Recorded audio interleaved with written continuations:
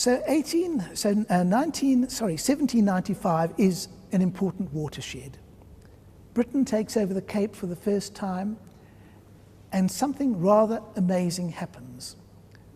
This is when women appear on the scene, and from there onwards, they were to dominate botanical art almost completely for the next 200 years in South Africa. The whole social climate changed, and the first truly indigenous lady botanical artist appears on the scene. She is Anna Maria Truter, obviously from an old Cape family. And she married Sir John Barrow, who was secretary to Lord Macartney. Lord Macartney was the first British governor of the Cape. And Anna Maria Truter, Lady Barrow, was the first indigenous botanical artist. And here are some of her works, and they are in the Mary Gunn Library in the South African National Biodiversity Institute in Pretoria. And what is charming about these paintings is that they are all common weedy subjects, not big, fat, glorious proteas or luscious red dyes. No, just the ordinary flora that would have occurred in the veld outside Government House in 1800 in Cape Town.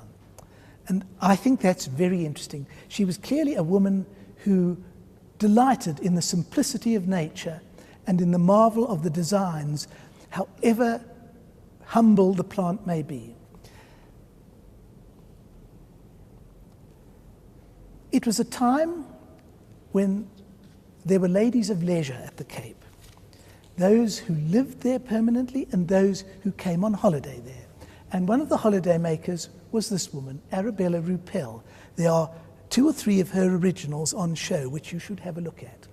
She was the wife of a judge in India. He was the High Court judge in Madras. And in those days, people who worked for the British East India Company were given an option when they wanted to get out of the heat of India. They could go back to Britain on no pay, or they could come to the Cape on half pay, which was a very much more attractive proposition. So they would spend 6 months at the Cape on half pay, which obviously was cheaper than living in Britain in the 1840s. And this is what Arabella Reeker did. Like most high-born women of her time, she would have been taught to paint, and she was absolutely brilliant. Very fine, very delicate strokes. This is one of her works. When you look up close, it's almost unimaginable that anyone has painted them. You can hardly see the brush strokes. She was a flower painter rather than a botanical artist. She chose things that were beautiful, gaudy, spectacular, unlike Anna Maria Truter. This is another one of her examples. The previous one was Spiraxis, and these are species of Ixia, including the famous green Ixia.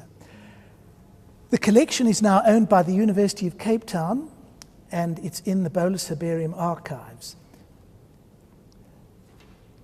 Other ladies appeared, 2 sisters, Florence and Emily Thwaites. They were self-taught almost. Their father was an art master in Cape Town, one of the very first, but I think most of them were actually self-taught.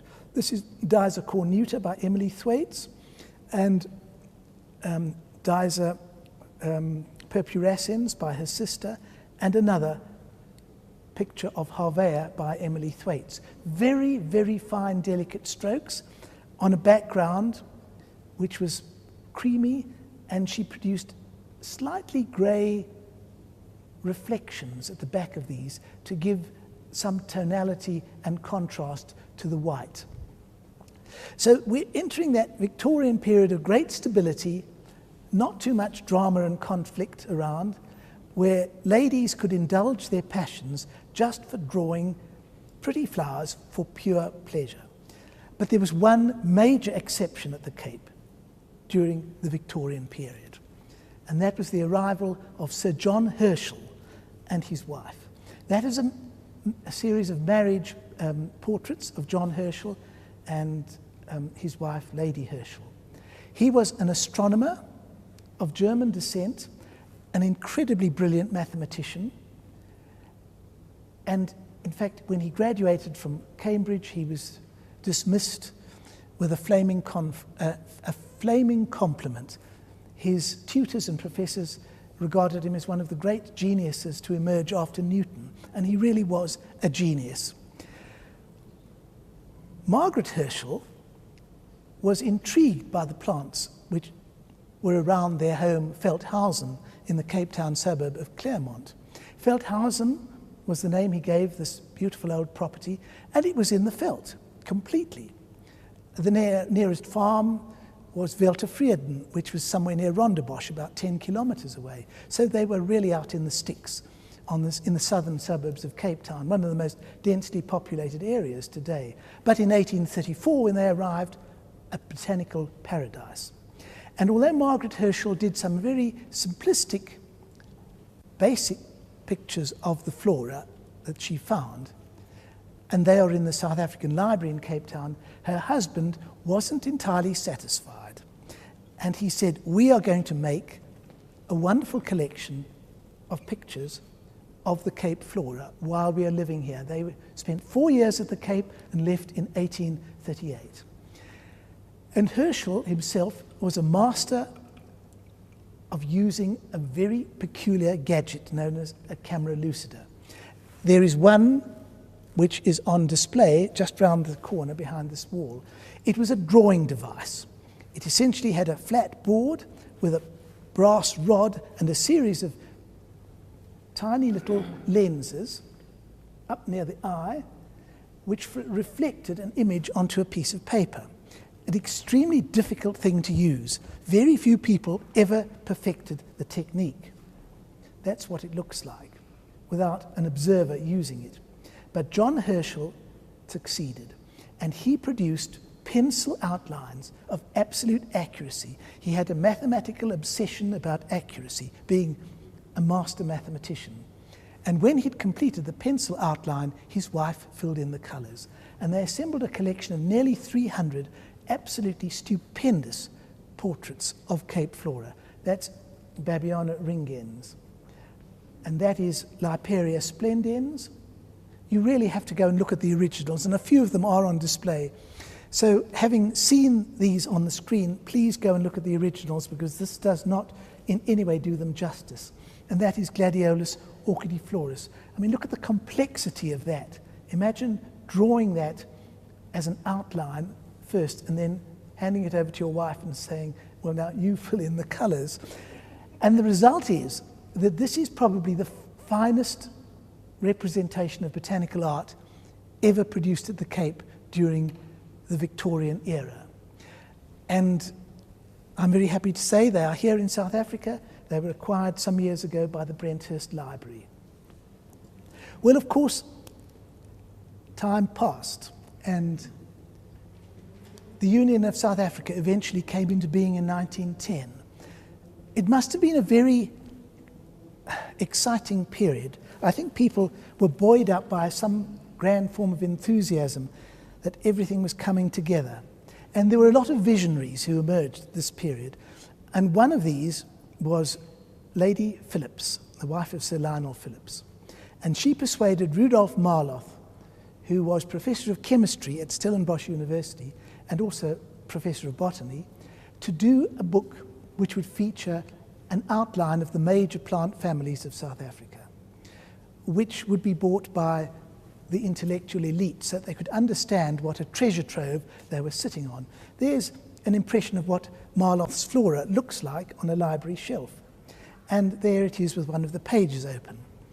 And to create this, work had to be commissioned and paid for.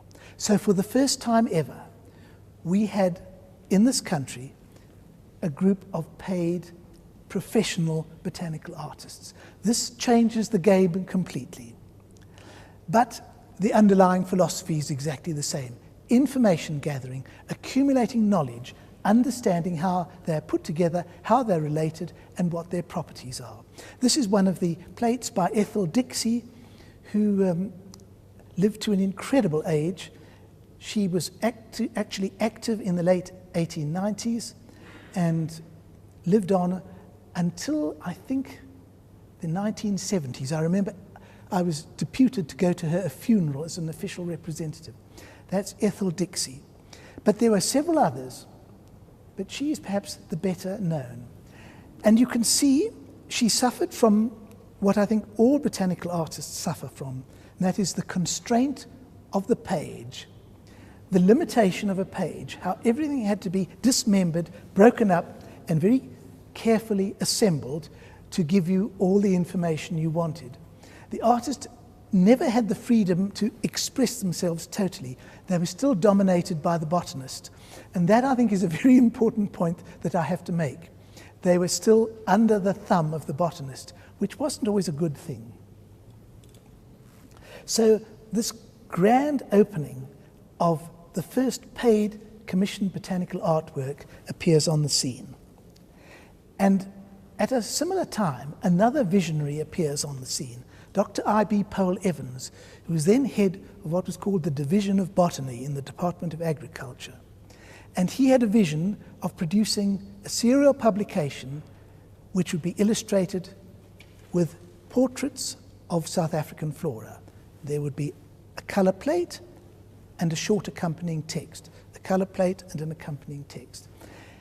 It started in 1921. It is still going. That is my personal set in my library. It is one of the most remarkable publications on earth and one of the most unappreciated.